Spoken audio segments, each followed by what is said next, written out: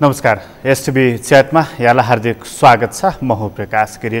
नेपालको राजनीतिमा अलिकति फरक खालको चित्रहरू देखिन थालेका छन्। पात्रहरूले अलिकति मन बदलिएको कुराहरू बदल्न थालेको कुराहरू पनि सार्वजनिक रूप पाउन थालेका छन् र मूलतः सत्ताधारी राजनीतिक दलकै बीचमा पनि आन्तरिक बेमेल भएको कुरा सतहमा आइरहेको छ। सरकार सञ्चालन गरिरहेको करिब 2/3 मतको नजिक रहेको नेपाल कम्युनिस्ट पार्टी नेकपाले जनताको चाहना अनुसार अर्थात् 1.5 वर्ष अघि भएको चुनावमा उसले दिएको बाचा उसले गरेको कबुल अनुसार काम गरेर जनतालाई हामी तिमीलाई दिएको आश्वासनमा खरो उत्रिएका छौं भनेर भन्नुपर्ने ठाउँमा स्वयं आन्तरिक लेनदेनमै उनीहरू किन अल्मलिरहेका छन्। एउटा अध्यक्ष र अर्को अध्यक्षको बीचमा दुई खालका फरक खालका सोचहरू किन पलाइरहेका छन् र त्यसले समग्र नेपालको राजनीतिमा कस्तो खालको असर पर्नेछ भन्ने एउटा अहम सवाल यहाँनिर खडा भएको छ। यसरी सत्ता राजनीतिमा आन्तरिक किचलो देखिरहँदाखेरि अन्य राजनीतिक दलहरूले चाहिँ यो खालको किचलोलाई कुन ढङ्गले हेरेका छन् र यो किचलोले सरकारको समीकरणमा फेरबदल ल्याउँदैछ, एउटा सवाल यहाँनिर पनि खडा भएको छ। कतिपय मानिसहरू शङ्का गर्छन् कि यही खालको किचलो रहने हो भनेदेखि यसले संविधानको कार्यान्वयनमा र यो व्यवस्थामाथि नै कतै ग्रहण त लगाउने होइन भनेर पनि कतिपयले आशंका पनि गरेका छन्। खासमा हाम्रो राजनीति कतातर्फ जाँदैछ र यसले के सङ्केत गरिरहेको छ, आज हामी त्यसमा बढी केन्द्रित हुनेछौँ। हामीसँग कुराकानीको लागि यति बेला स्टुडियोमा नेकपा माओवादी केन्द्रका अध्यक्ष हुनुहुन्छ गोपाल किराती, तपाईँलाई स्वागत छ। झट्ट हेर्दाखेरि चाहिँ सरकार सञ्चालन गरिरहेको नेकपा, त्यसलाई तपाईले त्यहाँभित्र भएको आन्तरिक बेमेल किचलो स्वाभाविक मान्नु भएको छ कि अस्वाभाविक मान्नु भएको छ यसलाई? अब हिजो एमाले समूहमा पनि गुटहरू थिए, यता प्रचण्ड समूह पनि गुटहरू थिए। त्यो गुटहरू केही रूपान्तरित भएका हुन सक्छन्। त्यो गुटको राजनीति त्यहाँ जारी छ भन्ने देखिन्छ।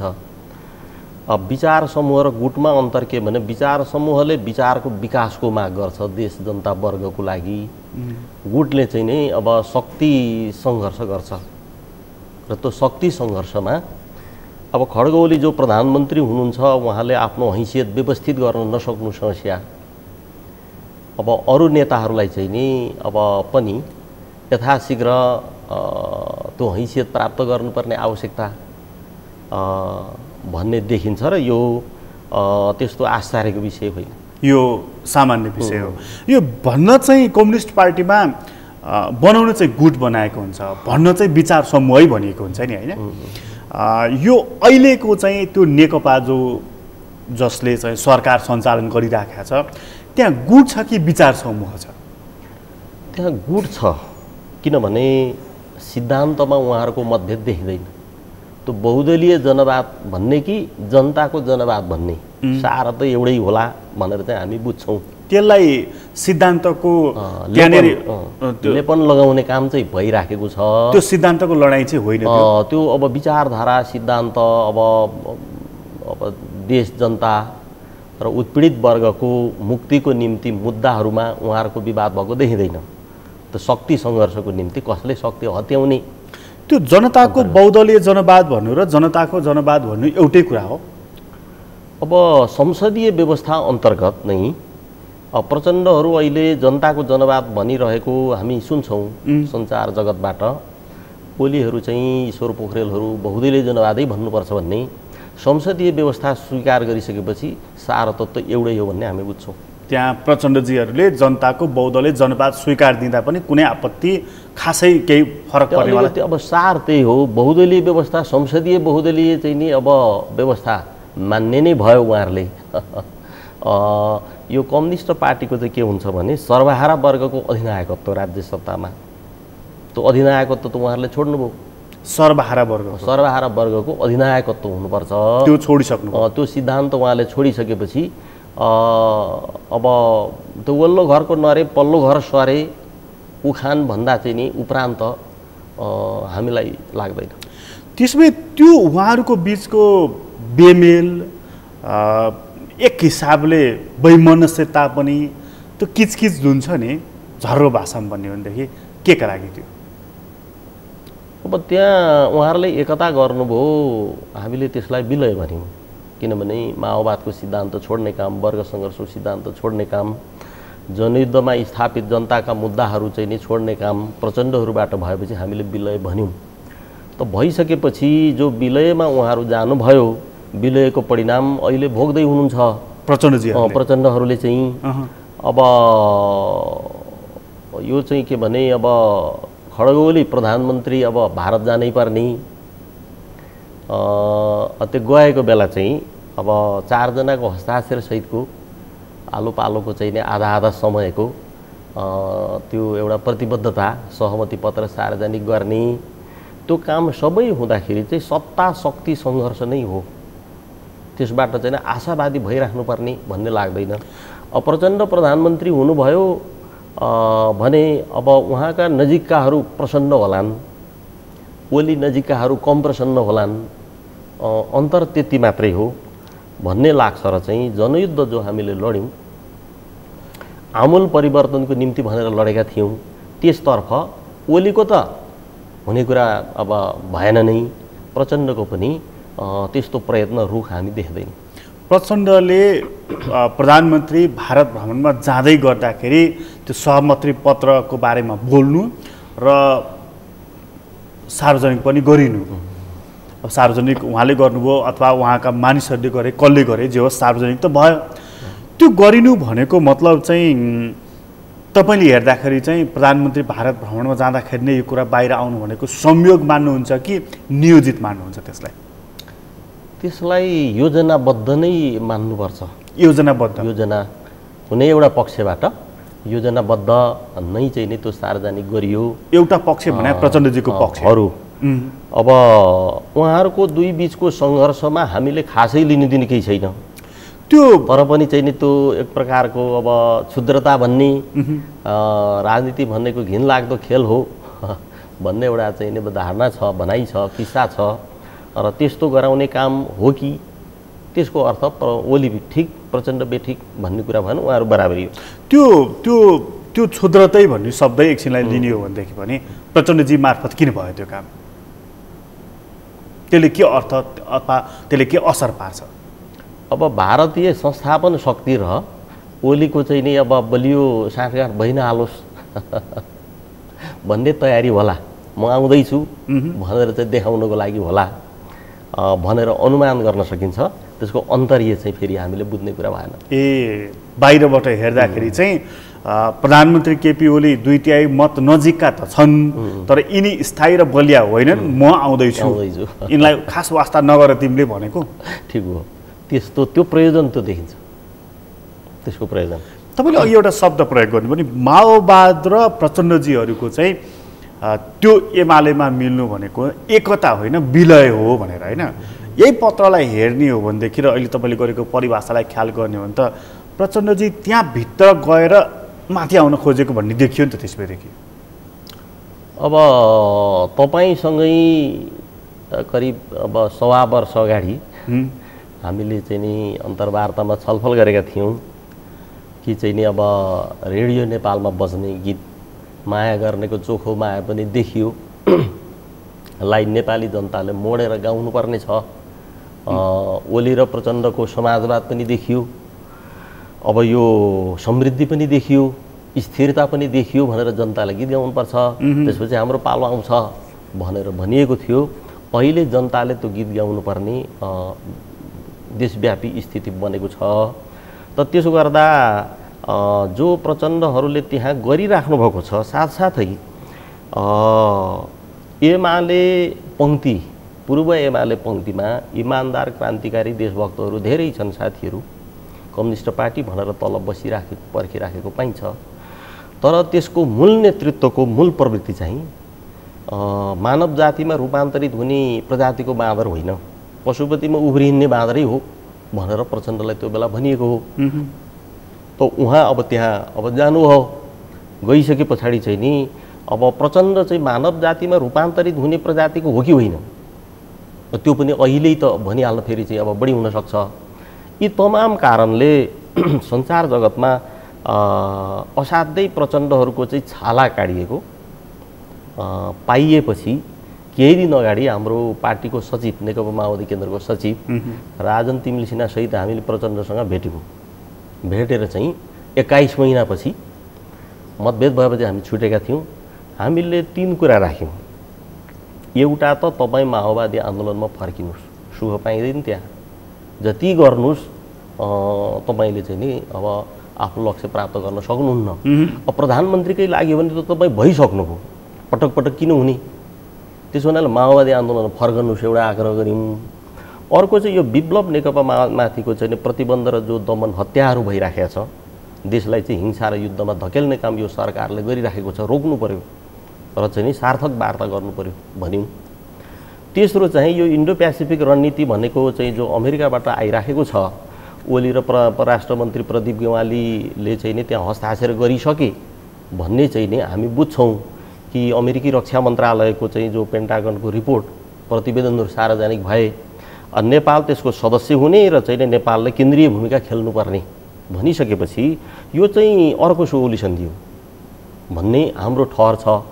किनभने सुगौली सन्धिले मेची र महाकाली पारीको चाहिँ 60,000 किलोमिटर चाहिँ नि अब वर्ग किलोमिटर जमिन त्यो बेला अङ्ग्रेजलाई बुझायो।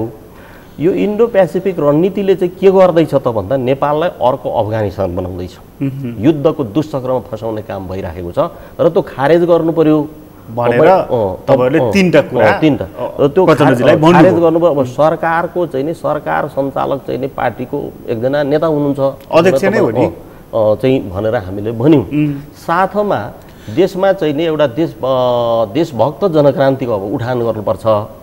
त्यसको निम्ति चाहिँ टिस्टा काङ्गडा फिर्ता गर्नुपर्छ र टिस्टा काङ्गडा फिर्ता आन्दोलनमा तपाईँले सहयोग गर्नुहोस् भनियो र तीनै कुरा चाहिँ सकारात्मक र महत्त्वपूर्ण हुन् र खास गरिकन माओवादी आन्दोलनका उपलब्धिहरूको रक्षार्थ सहकार्य गर्दै जाउँ भनेर हामीले छलफल गऱ्यौँ। उहाँको बढ्ता बिजोग देखिएको हुनाले उहाँले उत्तर चाहिँ के थियो, उहाँको उत्तर चाहिँ के थियो? यी तीनै कुरा सकारात्मक र महत्त्वपूर्ण छन्। सैद्धान्तिक रूपले अब त्यो तीनै कुरा म एउटा कुराको उत्तर खोज्छु ल। त्यो तीनवटा कुरा तपाईँले गर्नुभयो, तीनवटा कुरा मध्ये सबैभन्दा पहिलो कुरा चाहिँ तपाईँले त्यहाँ माओवादी आन्दोलनमा फर्किनुहोस् भन्नुभयो, 1 नम्बरको कुरा होइन कि अहिले नेकपा भने पनि डबल नेकपा भने पनि जतिसुकै ठुलो भने पनि तपाईँले त्यहाँ जति गरे पनि केही हुनेवाला छैन भन्ने तपाईँको मूल आशय थियो। यसको मतलब माओवादी आन्दोलनमा फर्कनुहोस्, हिजोको त्यो उपलब्धिलाई रक्षा गर्नु छ भने मतलब भाषा तपाईँले त्यो प्रयोग गर्नुभयो, अर्थ त त्यसको के आउँछ भने पार्टी फुटाउनुहोस् भने आएन। उहाँहरूको चाहिँ नि अब फुटिराखेकै छ। जस्तो घनश्याम भुषाल अब त्यो पार्टीको एकजना अब बौद्धिक नेता हो, गठन भएको छैन भनेर उहाँले भनिसक्नु भएको छ एउटा अन्तर्वार्तामा। घोषणा मात्रै भएको, गठन गरिएको छैन भनिसकेपछि लथालिङ्गको अवस्थामा उहाँहरू स्वयं हुनुहुन्छ।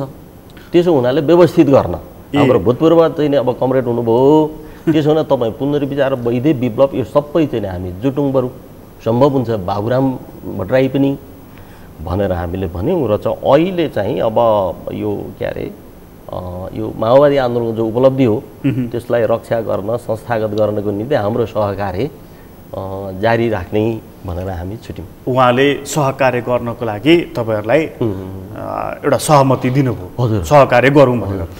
तपाईँलाई यसो त भन्नु भएन कि बरु आउनुहोस् तपाईँहरू पनि यहीँ आउनुहोस् हामीसँगै जाउँ भनेर त भन्नु भएन? अब त भन्ने खोज्ने भइहाल्यो। तपाईँ पनि यहाँ चाहिँ नि हामीसँगै भएर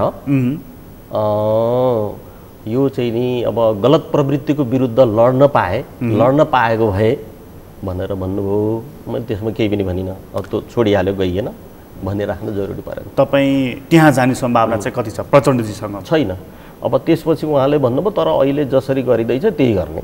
तपाईँले प्रचण्डजीको मुड चाहिँ के पाउनुभयो? खुलेआम तपाईँले त भन्नुभएछ उहाँलाई कि अब माओवादी आन्दोलनको रक्षा गर्न आउनुहोस्, यतातिर आउनुहोस्, जनक्रान्ति गरौँ भन्दाखेरि हुन्छ भन्ने खालको देख्नुभयो कि यो देशभक्त जनक्रान्ति भनेर चाहिँ हामी भन्छौँ, यो राष्ट्रिय शब्द बढ्ता भयो र अब देशभक्तिको चाहिँ नि शब्द अब यो प्रयोग पनि अब कम हुँदै गयो। अब प्रकाशजी म अलिकति समय तपाईँसँग लिउँ। नेपाली कम्युनिस्टहरूको विश्लेषणमा सुगौली सन्धिदेखि नेपाल अर्ध उपनिवेश भयो अथवा आधा पराधीन भयो अथवा नेपालको आधा स्वाधीनता गुम्यो भन्ने चाहिँ विश्लेषण रहँदै आएको छ। फेरि स्वाधीनता खोज्ने काम चाहिँ 1950 असमान सन्धिदेखि गर्ने गरी चाहिँ गलत हो। सुगौली सन्धिदेखि अर्ध उपनिवेश भयो, स्वाधीनता गुम्यो भनिसकेपछि सुगौली सन्धिदेखि चाहिँ अब स्वाधीनता खोज्नुपर्छ एउटा। अर्को चाहिँ राष्ट्रियता, जनतन्त्र, जनजीविका 3 कार्यभारको निम्ति कम्युनिस्ट पार्टी जसको चाहिँ अब क्रान्ति नेपालको सन्दर्भमा हामी भन्दै आएका छौँ र भन्नुपर्छ। अब 7 साल 46 साल यो 10 वर्षको जनयुद्ध, संविधान सभा, गणतन्त्र यो सबै हुँदाखेरि चाहिँ नेपालमा राष्ट्रिय क्रान्ति भएन। नेपालमा राष्ट्रिय क्रान्ति नहुने, प्रजातान्त्रिक, लोकतान्त्रिक, जनतान्त्रिक, जनवादी आन्दोलन मात्रै हुने अनि राष्ट्रिय क्रान्ति, देशभक्तिपूर्ण क्रान्ति नभइसकेपछि अनि त्यो प्रजातन्त्र, जनतन्त्र, लोकतन्त्रको उपलब्धि चाहिँ दलाल पुँजीवादी हुने। दलाल पुँजीवादी किन हुने भन्दाखेरि देशभक्त क्रान्ति गरिएको छैन। त्यसो हुनाले नेपाली कम्युनिस्टहरूले अब देशभक्तिपूर्ण आन्दोलनमा चाहिँ ध्यान दिनुपर्छ। यसो गर्न नसक्दा कम्युनिस्टहरू चाहिँ जनवादी मात्रै भइराख्ने, लोकतान्त्रिक मात्रै भनिराख्ने, अब मण्डलीहरू चाहिँ राष्ट्रवादी चाहिँ नि अब भइराख्ने, यस्तो त हुँदैन। माओ त्से-तुङले त्यसो गरेको पाइँदैन। त्यसो हुनाले चाहिँ यो सुगौली सन्धिदेखि नै नेपालको राष्ट्रिय स्वाधीनता खोज्नुपर्नेमा हामीभन्दा पहिलाका कम्युनिस्ट पार्टीका नेताहरूले त्यो किन सोच्नु भएन? हामीलाई आश्चर्य र दुःख लागेको छ।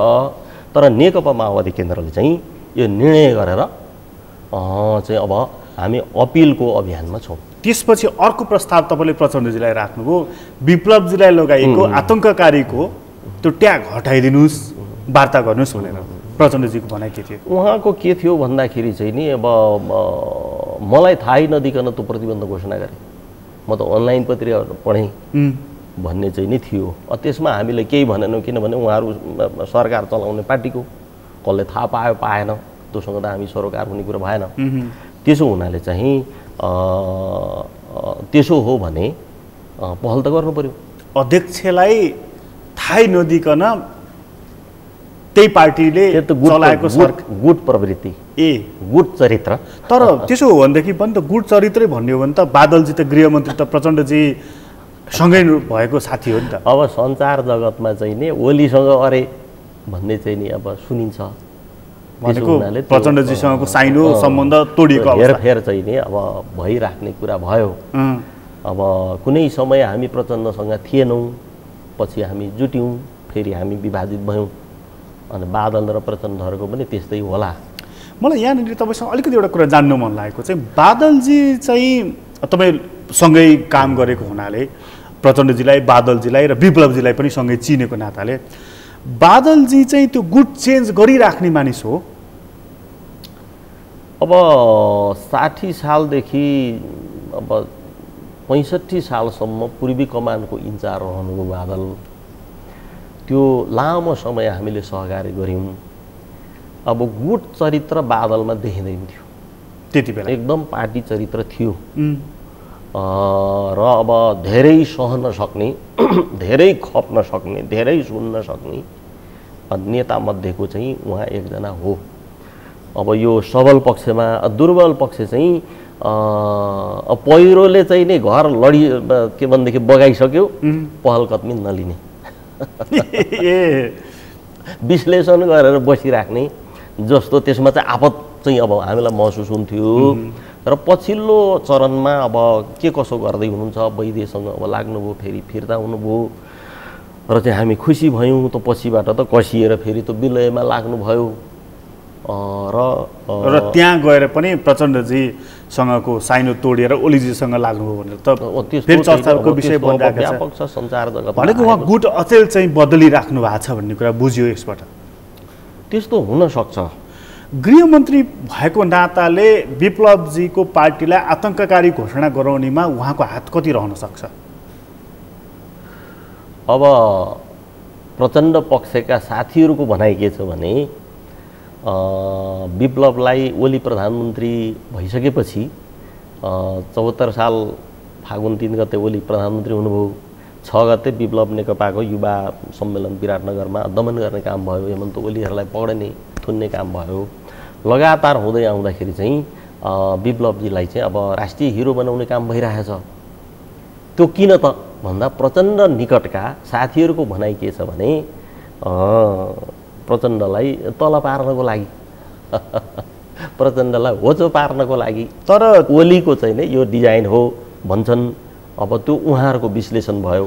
तर त्यो सीके राउतजीलाई राष्ट्रिय राजनीतिमा ल्याउने समारोहमै प्रधानमन्त्रीको भनाइ के थियो भन्दाखेरि तपाईँहरूको पार्टीको नाम पनि नेकपा, हाम्रो पार्टीको नाम पनि नेकपा, विप्लवजीहरूले नाम परिवर्तन गरेर लुटेरा समूह राख्नु पर्यो, यो ठिक भएन, तपाईँहरूको चरित्र पनि त्यही हो, काम पनि त्यही हो भनेर त उहाँले पेलेर भन्नुभयो। फेरि त्यसको एकाध दिनपछि आतङ्ककारी घोषणा भयो भन्दाखेरि विप्लवजीप्रति चाहिँ कडा र आक्रामक नीति लिएको जस्तो देखिन्छ नि त। यो चाहिँ अब यो महाभारतको खेल दुर्योधन शकुनी के भने जस्तै अब कुनै रोल प्रधानमन्त्री ओलीले खेलिराख्नु भएको चाहिँ होला र प्रचण्डलाई चाहिँ नि अब तल पार्नको निम्ति हो कि होइन त्यो अहिले भन्न सकिएन।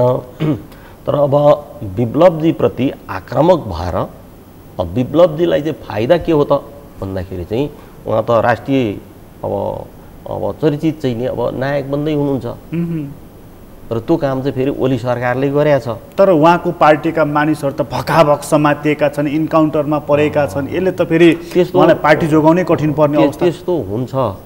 अब विप्लवजीलाई अहिले सशस्त्र चाहिँ अब नगरौँ, शान्तिपूर्णमा आउनुहोस् भनेर हामीले आग्रह गऱ्यौँ, अझै पनि गरिराखिएको छ। अहिले सशस्त्र गरियो भनेदेखि चाहिँ त्यसले प्रतिफल दिँदैन भन्ने चाहिँ हाम्रो छ। नदिनुपर्ने कारण चाहिँ पश्चिम बङ्गालमा चारु मुजुमदारहरूको हत्या भयो, क्रान्तिकारीहरूको। ज्योति बसुहरूले 25-30 वर्ष अब मुख्यमन्त्री हुने काम भयो र यहाँ ओली र प्रचण्ड चाहिँ ज्योति बसु हुने। तपाईँ हामीलाई चाहिँ अब खास गरी विप्लवजीहरूलाई चाहिँ चारु मुजुमदार बनाउने, त्यसले त देश जनता अब क्रान्तिलाई फाइदा गर्दैन भन्ने हाम्रो आग्रह हो। फेरि पनि उहाँहरू दौडिराख्नु भएको छ। हामीभन्दा पहिल्यै तयारी गरेर लागिराखेको हुनाले अब हामीले आग्रह गर्नु बाहेक अरू उपाय छैन। त त्यसो गर्दाखेरि चाहिँ त्यो राष्ट्रिय हिरो भनिराखेको कहाँनिर भन्दाखेरि बाबुराम भट्टराईलाई पहिला चिनिनु भयो, संयुक्त जनमोर्चाको अध्यक्षको चाहिँ नि अब रूपमा, एउटा प्राध्यापकको रूपमा, बुद्धिजीवीको रूपमा। अब प्रचण्ड, मोहन वैद्य, बादलको त केही अत्तो थिएन।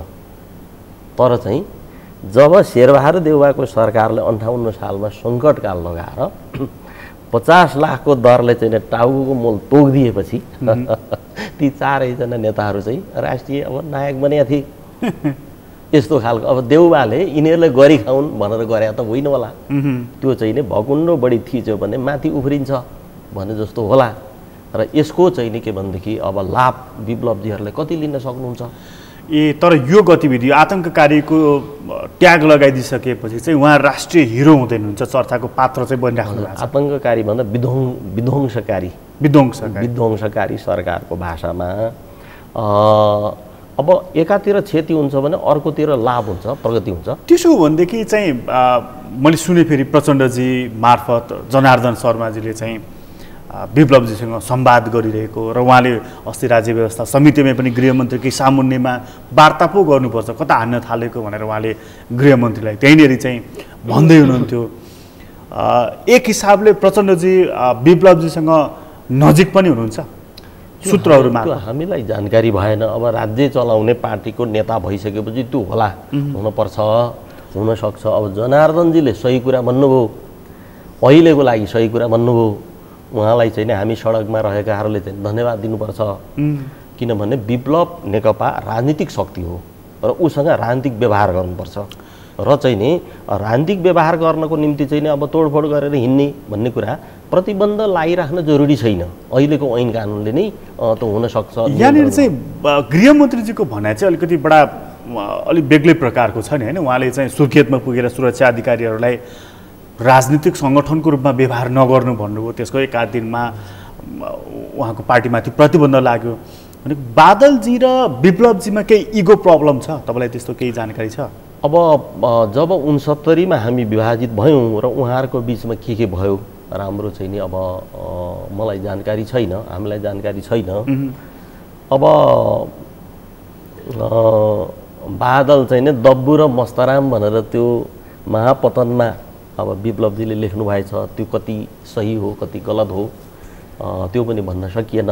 सुनिएको के हो भने बादल अध्यक्ष हुनुहोस्, म महासचिव हुने, अनि त्यसपछि क्रान्ति गरौँ भन्ने विप्लवजीको आग्रह थियो अरे। बादलले वास्ता गर्नु भएन भन्ने चाहिँ नि सुनिन्छ र एक अर्कामा आग्रह पनि भएका छन् कि। तर चाहिँ फेरि बादल जो अघि नै भनियो 60 सालदेखि 65 सालसम्म पूर्वमा हामीले काम गर्दाखेरि उहाँले हामीलाई धेरै सेवा गर्नुभयो र चाहिँ त्यस्तो आग्रह पालेर बस्ने त्यो बेला चाहिँ हुनुहुन्थेन। अहिले गृहमन्त्री भइसकेपछि हामी छुट्टिसकेपछि थाहा छैन, उहाँ एकदम सरकारमा हुनुहुन्छ, हामी सडकमा छौँ र उहाँका सबै कुरा अहिले हामीले जान्न सकिएन। त्यसो हो भनेदेखि तपाईँको विश्लेषणको आधारमा चाहिँ विप्लवजीलाई चाहिँ त्यसो भएदेखि यसरी उठाइँदैछ, एउटा कुनै पात्रको रूपमा उठाइँदैछ, उहाँलाई कुन घटनाको लागि, अघि महाभारतको एउटा प्रसङ्ग ल्याउनु नि होइन, कुन घटनाको लागि उहाँलाई नायक बनाउन खोजिँदैछ त त्यस भएदेखि? अब हामीले विप्लव वैद्य, ऋषि कटेल र हाम्रो माओवादी केन्द्रबीच कार्यगत मोर्चा छ, तर प्रतिबन्धपछि विप्लव नेकपाको प्रतिनिधि त्यहाँ अब उपस्थित हुने कुरो भएन। हामी के भनिराखेका छौँ भन्दाखेरि चाहिँ विप्लवजी यहाँ हुनुपर्छ, सरकारले यो चाहिँ खारेज गर्नुपर्छ, यसरी युद्ध र हिंसाको बाटो लिनु हुँदैन सरकारले, र विप्लवजी पनि अब यो चाहिँ शान्तिपूर्ण सडक आन्दोलनमा आउनुपर्छ हामी भनिराखेका छौँ। त्यहाँ सरकारको तरिका युद्ध र हिंसा भड्काउने सरकारको तरिका ठिक हो कि हामी बोलाइरहेका छौँ त्यो चाहिँ ठिक हो भनेर जो हामी जनतासँग भनिराखेका छौँ, आम जनतासँग। त्यसो गर्दा हामी किन कार्यगत मोर्चा भन्दा अहिले विप्लवजीले अलिक तयार गर्नुभएको उहाँ विध्वंसकारी देखिनुभयो। अब विप्लवको चाहिँ नि विप्लवलाई सिद्ध्याएपछि अब हाम्रो पालो आउँछ।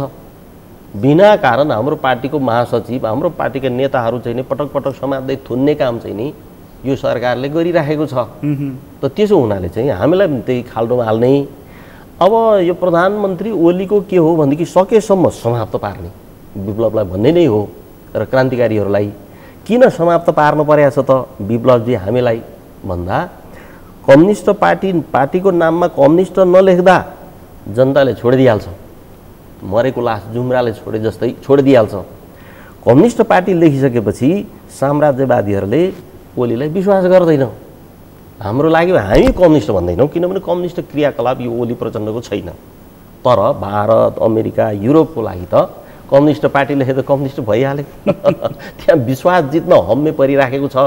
त्यसो हुनाले कम्युनिस्ट पार्टी लेखिए तापनि क्रान्तिकारी कम्युनिस्टलाई त हामी यसो गऱ्यौँ त भनेर चाहिँ साम्राज्यवादको विश्वास जित्ने अब हरकत चाहिँ यो सरकारबाट भइराखेको हो। अब विप्लवजीले गरी खाउन्, ठुलो नेता हुन् भनेर त चाहिँ नि ओलीले सोच्ने कुरा हुँदैन। त्यसो गर्दा अघि तपाईँले फेरि राष्ट्रिय नायक बनाउनको लागि उहाँको भूमिका कुनै न कुनै रूपको छ भनेर भन्नुभयो नि फेरि। होइन, त्यो दमन गरिदिएपछि अब तपाईँको चाहिँ नि अब जहाँ दमन त्यहाँ अब प्रतिरोध भने जस्तै विस्फोट त अग्लो हुने कुरा भइहाल्यो उफ्रेर।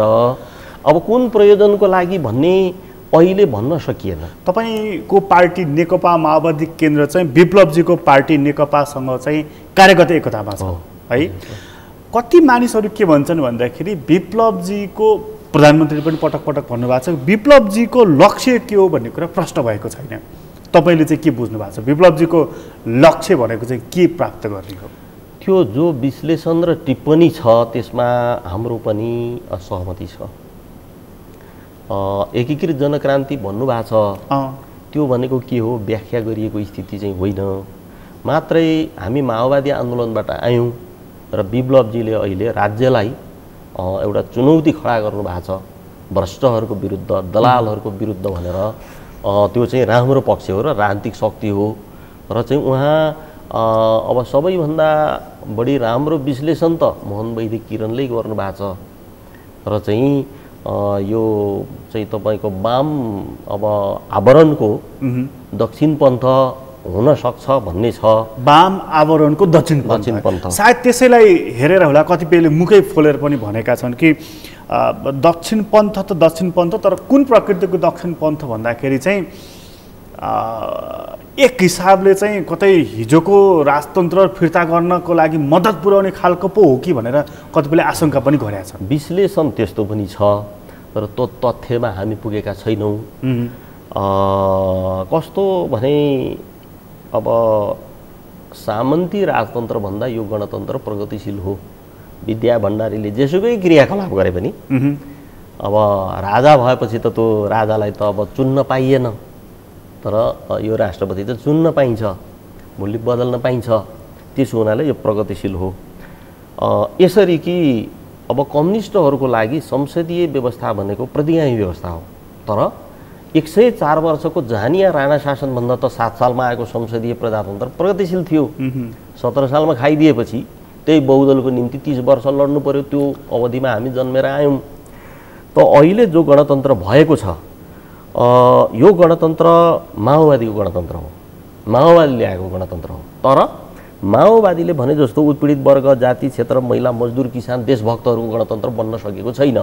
बनाउनुपर्छ भनेर लागिराख्नुपर्ने बेलामा, लाग्नुपर्ने बेलामा यो गणतन्त्रप्रति विप्लवजीहरूको उपेक्षा भाव जो छ, त्यसो हुनाले शङ्का चाहिँ कसो हो त भन्ने हामीलाई लाग्छ। वाम आवरणमा दक्षिण पन्थ हो कि भनेर मोहन वैद्यले सायद त्यसकारण भन्नुभयो होइन।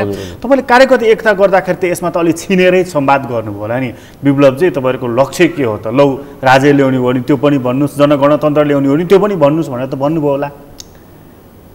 अब हामी भेटेको चाहिँ 75 साल साउनमा हो, विप्लवजीसँग हो। त्योभन्दा पहिल्यै अब वैद्य विप्लवहरूको कार्यगत मोर्चा थियो। हामीले चाहिँ नेकपा माओवादी केन्द्रको यो 75 साल फागुनमा 8औं महाधिवेशन गरियो। त्यसपछि हामी त्यसमा संलग्न भयौँ, हामीलाई त्यसपछि सहभागी गराइयो त्यो कार्यगत मोर्चामा। तर चाहिँ अब पहिला मोहनविक्रम, सीपी मैनालीहरू समेतको कार्यगत मोर्चा थियो। अब विप्लवलाई सरकारले प्रतिबन्ध लगाएको र चाहिँ विप्लव समूह पनि रहने हो भनेदेखि हामी बस्दैनौँ भनेर मोहनविक्रम, सीपी मैनालीले हिँड्नुभयो। त्यसपछि हाम्रो 4वटाको हुन पुग्यो। अब त्यसमा अब मोहन वैद्य कमरेडले बढी छलफल गर्नुभएको छ। पछिल्लो समय हामीले चाहिँ भेट्न पाइएको छैन। यो 75 साल साउनदेखि भेट्नको स्थिति होइन। त्यसभएदेखि विप्लवजीको राजनीतिक लाइन के हो भन्ने कुरामा चाहिँ अलिकति कन्फ्युजनमा चाहिँ तपाईँ पनि हुनुहुन्छ। यो कम्युनिस्ट पार्टी हो, मार्क्सवाद-लेनिनवाद माओवादको सिद्धान्त मान्ने हो। यो संसदीय दलाल पुँजीवादको विरुद्धमा सङ्घर्ष गर्ने भन्ने त्यो सबै त्यो ठिक छ हो, तर त्यसपछि ल्याउने के त? त्यही त वैज्ञानिक समाजवाद भन्ने छ र त्यो वैज्ञानिक समाजवाद चाहिँ पनि ठिक छ। हामी त्यसमा नेकपा माओवादी केन्द्र पनि सहमत हुन्छ। वैज्ञानिक समाजवाद हाम्रो पनि कार्यदिशा, राजनीतिक कार्यदिशा हो। तर यो गणतन्त्रप्रतिको उदासीनता र उपेक्षा भावले हामीलाई चिन्तित बनाउँछ। अब यतापट्टिको केन्द्रीय राजनीतिको कुरा गरौँ। विप्लवजीको पार्टको यति कुरा गरिसकेपछि अस्ति प्रधानमन्त्रीको एउटा सम्बोधन थियो। सम्बोधनकै क्रममा उहाँले एउटा वाक्य बोल्नु भएको छ, बडा जानी बुझिकन, महत्त्व दिइकन 2017 साल दोहोऱ्याउने यहाँनिर कोसिस भइराखेको छ र त्यसमा हामी सचेत छौँ भनेर। तपाईँले यो स्टेटमेन्टलाई राजनीतिक, यसको के राजनीतिक अर्थ बुझ्नु? त्यो सही हो। आग्रह पूर्वाग्रहले मात्रै हुँदैन। खड्ग ओलीद्वारा त्यो भनिएको चाहिँ नि सही हो कि 7 सालमा आएको त्यो चाहिँ नि संसदीय दलीय प्रजातन्त्र 17 सालमा खोसिएपछि नेपालमा जुन राजनैतिक गत्यारोध भयो त्यसबाट प्रतिगामीहरूले शिक्षा लिएको हुनुपर्छ। शिक्षा लिएर चाहिँ फेरि यो गणतन्त्रलाई समाप्त पारिदिने चाहिँ हुनसक्छ।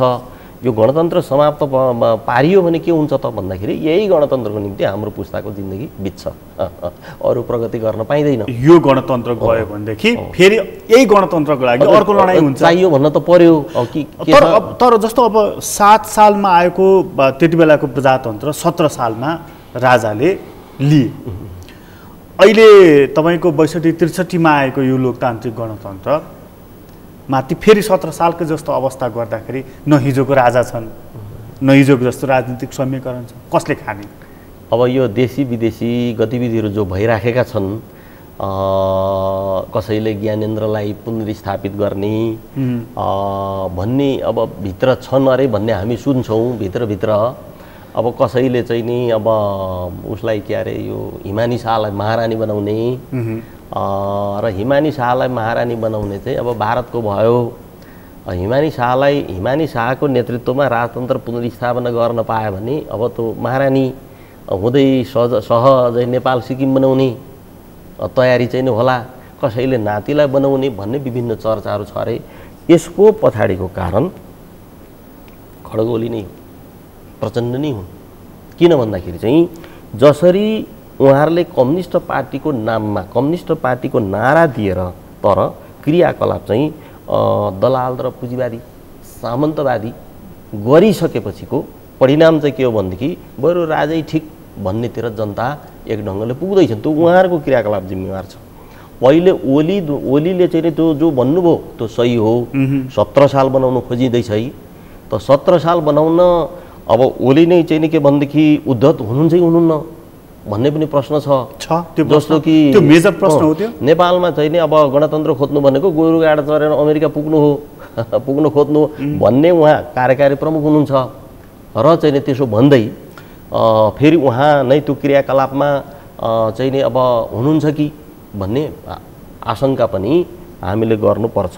त्यसैले चाहिँ अब देशभक्तिको आन्दोलन हामीले उठाउनुपर्छ, इन्डो पेसिफिक रणनीति खारेज गर्नुपर्छ र चाहिँ नि टिस्टा काङ्गडा फिर्ता आन्दोलनको मुद्दा उठाउनुपर्छ।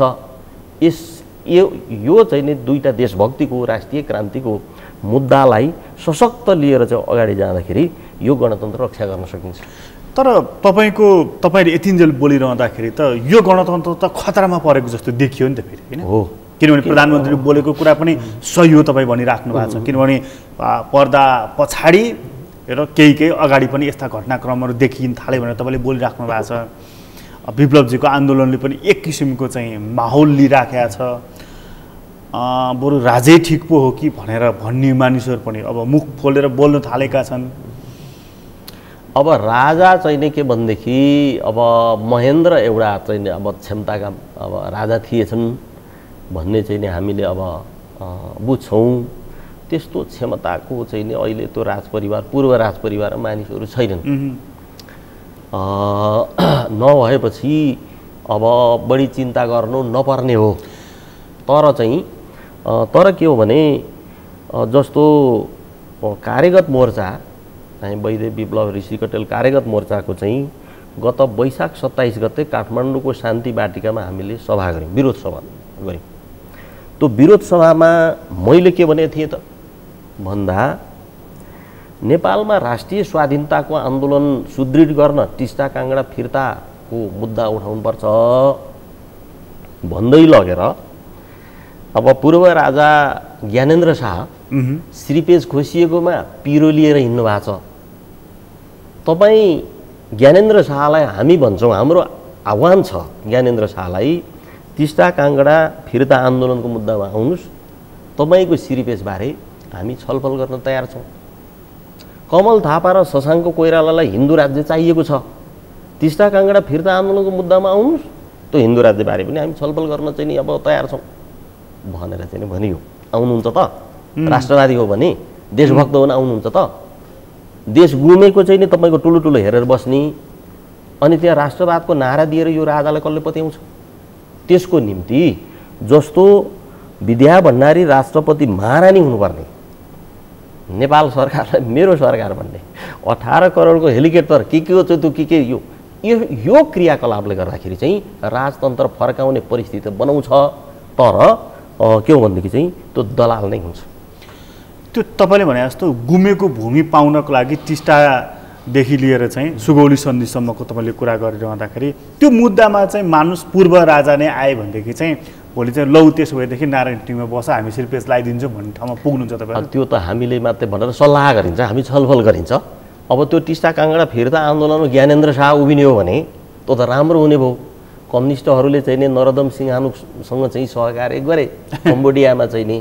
तर यी अब त्यस्तो बुद्धि भएका अब मानिस होइनन् ज्ञानेन्द्र शाह, बुद्धि नभएका हुनाले जस्तो महेन्द्र बन्न खोजे यो 61-62मा। तपाईँले हेर्दाखेरि चाहिँ अहिले सरकार सञ्चालन गरिरहेको नेपाल कम्युनिस्ट पार्टी, हिजो सरकार सञ्चालन गर्ने नेपाली काङ्ग्रेस र शाह राजाहरूमा चाहिँ को बढी देशभक्त देख्नुहुन्छ? अब महेन्द्रले बडा राष्ट्रवादको नारा दिए, केही प्रयत्न पनि गरे, त्यसलाई मन्दले राष्ट्रवाद भनेर भनिन्छ। तर सन् 1965मा भारतसँग फेरि सैनिक के गरेर आफ्नो राष्ट्रवादको चाहिँ अब आफै धज्जी उडाए। त्यसो हुनाले यो नारा मात्रै हो, नारा जसले दिया छन् नारा मात्रै हो र वास्तविक अर्थमा अब टिस्टा काङ्गडा फिर्ता गर्नुपर्छ र टिस्टा काङ्गडा फिर्ता ले मात्र हाम्रो देशलाई स्वाधीन बनाउन सक्छ। त्यो टिस्टा काङ्गडा कसले फिर्ता गर्ने? अब हामी जनताकोमा जान्छौँ र चाहिँ नि यो कार्तिक महिनाबाट मेची महाकालले पैदल यात्रा अभियान जनतासँग अपिल गर्ने, टिस्टा काङ्गडा फिर्ता गरौँ, यो इन्डो पेसिफिक रणनीति खारेज गरौँ भनेर चाहिँ पैदल अभियान हामी चाहिँ नि तयारी गर्दैछौँ र जनतासँग अपिल गर्ने। अब पहिले त जनतालाई भन्ने हो। अब हामी के भन्छौँ भने अब भारतले 3 काम गरिदिनुपर्छ। टिस्टा काङ्गडा फिर्ता खोज्नु भनेको भारत विरुद्धको कुरा होइन। किन भन्नु होला भने सुगौली सन्धि त्यो बेलाको नेपाल सरकारले अङ्ग्रेजसँग गरेको हो, भारतसँग गरेको होइन। त्यसो हुनाले भारतले छोडेर चाहिँ गयो, गइसकेपछि त्यो भारतको हुने भन्ने त हुँदैन। त्यसो हुनाले 1950 को सन्धि स्वतन्त्र भारतसँग गरिएको हो, त्यो असमान छ, त्यो पनि खारेज गर्नुपर्छ। तर सुगौली सन्धि अङ्ग्रेजसँग गरे हो, अङ्ग्रेजसँगको मामिला हो। त्यो बेला अङ्ग्रेजको राज्य जति हो त्यो सबै भारत हुनुपर्छ भन्ने हो भने पाकिस्तान खोइ भारत भयो त, बङ्गलादेश श्रीलङ्का खोइ भारत भयो। त्यसो हुनाले भारतसँगको जोरी खोजाइ न्यु खोजाइ सङ्घर्षको विरोध विषय होइन। यो विषय नेपालको हकको, नेपाल यो विषय चाहिँ सडकको विषय हो कि यो चाहिँ विषय चाहिँ कूटनीतिक ढङ्गबाट टुङ्गो लाउने विषय? अब यो चाहिँ नि सरकारको विषय हो, खास गरिकन सरकारको विषय हो। सरकारले यो विषयलाई प्राथमिकता दिएको कति पाउँछ? अब त्यो प्राथमिकता दिएको पाइँदैन। त्यसो हुनाले नै प्रचण्डलाई अब सरकार चलाउने पार्टीको एक नेता हुनाले चाहिँ हामीले यो टिस्टा काङ्गडा फिर्ता आन्दोलनमा सहयोग गर्नुहोस्। प्रचण्डजी चाहिँ तपाईँहरूको यो एजेन्डाको ललिपपमा लागेर आउने मुखमै आउनु लागेको प्रधानमन्त्रीको पद गुमाउनुहुन्छ त? अनि फेरि त्यो त उहाँले जान्नुहुन्छ। अब यो प्रधानमन्त्री त उहाँ भइ नै सक्नु हो, फेरि भएर के गर्नुहुन्छ त? तर अहिले त उहाँ त्यो तयारीमा लागेको देखिन्छ नि। त होला। अब त्यही चाहिँ अब सांसद, संसदवादी सांसद, मन्त्री, प्रधानमन्त्रीको निम्ति मर्यादा गर्ने कुरा त भयो। त त्यसो गर्दा लिपुलेकमा जो नेपाली भूमि अब माथि चाहिँ नि चीनले पनि अन्याय गरेको छ, त्यसो हुनाले भारतको विरोध नभएर। तर यहाँनिर मलाई एउटा इन्ट्रेस्टिङ कुरा लाग्यो नि, तपाईँले यही कुरा चाहिँ गएर प्रचण्डजीलाई चाहिँ यति मजाले भन्नुभएछ। प्रधानमन्त्री पनि हो नि त, केपी ओलीलाई चाहिँ किन भन्नु भएन? उनले हामीलाई समय दिँदैन। अब त्यो संसदमा त ठाडै सांसदहरूलाई हप्काउने क्षुद्र बडो चाहिँ नि अब खड्गौली हामीले माग्यौँ समय। यो बजेटको सम्बन्धमा अस्ति यो वैशाखमा हामीले केही चाहिँ नि सुझाव गर्नु छ सरकारलाई भनेर चाहिँ भन्यौँ। त बजेटको कहाँनिर भन्दाखेरि नेपाली बजेट चाहिँ निर्माणको चरित्र यो वितरणमुखी रहँदै आएको छ, एकदम वितरणमुखी बजेट भनेको चाहिँ यो भ्रष्टाचारको निम्ति, संस्थागत संरचनागत भ्रष्टाचारको निम्ति हो। र नेपालमा चाहिँ नि अब समाजवाद उन्मुख चाहिँ संविधानमा जो नेपाल राज्य बनिएको छ त्यो लागू गर्नको निम्ति उत्पादनमुखी बजेट निर्माण गर्नुपर्छ। वितरणमुखी बजेटले आयात बढाउँछ, उत्पादनमुखी बजेटले निर्यात बढाउँछ।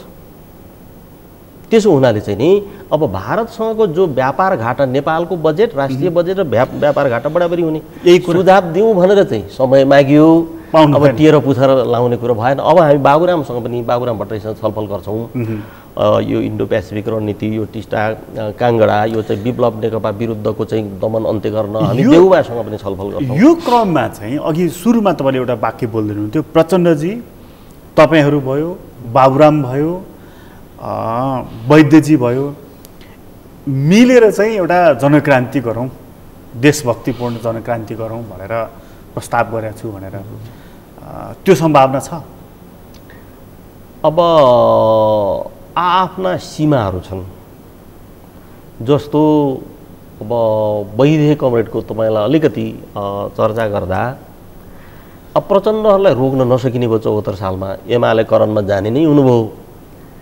वैद्य कमरेडलाई गएर भेटेर वैद्य तपाईँ प्रचण्ड विप्लव बसेर कुरा गरौँ, माओवादी आन्दोलन के गर्ने भनेर वैद्यले भन्नुभयो यो अनैतिक कुरा नगरौँ गोपालजी, प्रचण्डसँग बसेर माओवादी आन्दोलन के हो भनेर यो अनैतिक हुन्छ नगरौँ भन्नुभयो। हामीले के भन्यौँ भनेदेखि तपाईँले यो पहल गर्नु पर्यो, यो पहल गर्नु पर्यो। त त्यसो गर्दाखेरि चाहिँ केवल त वैद्यको नेतृत्वमा ओलीलाई अध्यक्ष मान्नुभन्दा त वैद्यलाई अध्यक्ष मान्नु ठिक हो भनेर प्रचण्डलाई हामी भन्छौँ भन्दा अब वैद्यले वास्ता गर्नु भएन अथवा राजनीतिक पहलकदमी नपुग्ने। अब बाबुराम भट्टराई मार्क्सवादै छोडेर जानुभयो। त्यसो हुनाले चाहिँ अब हामी अब बाबुराम भट्टराई पनि एउटा नेता हुनुहुन्छ।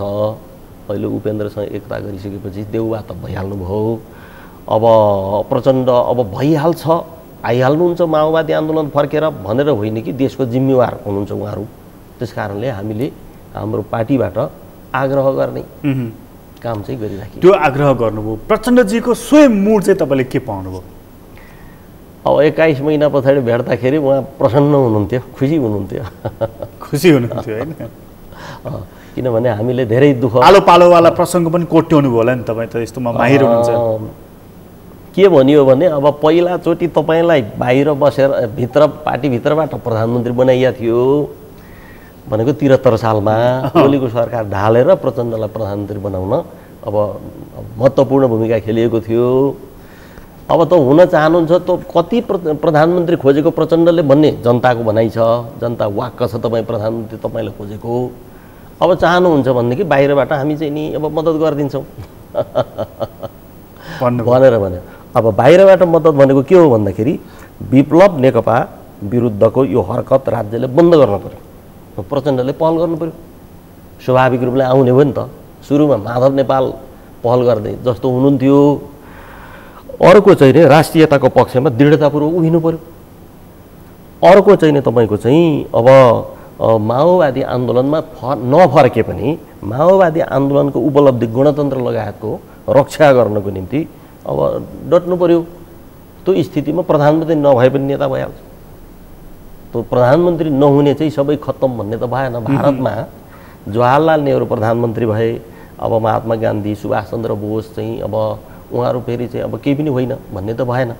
गान्धी सुभाष चन्द्र बोस त सांसद पनि हुनु भएन। तैपनि बडा सम्मानित नेता। नेपालमा गणेशमान सिंह नेपाली कङ्ग्रेसको केही पनि पद लिनु भएन पछिल्लो चरणमा। पहिला त मन्त्री हुनुभयो तर पनि अब सम्मानित हुनुहुन्छ, हामी सम्मान गर्छौँ। त्यसो हुनाले चाहिँ अब यो प्रधानमन्त्री र मन्त्रीको निम्ति मरिहत्ते गर्ने तरिका अब हामीलाई चाहिँ मन पर्दैन, मलाई चाहिँ मन पर्दैन। तर प्रचण्डजी चाहिँ लागिराख्नु भएको छ त्यसको। उहाँहरूको चाहिँ अब त्यो समूह पार्टी नै त्यस्तो हुनाले उहाँहरूले गर्न पाउने कुरा भइहाल्यो। तपाईँलाई धेरै धेरै धन्यवाद। धन्यवाद।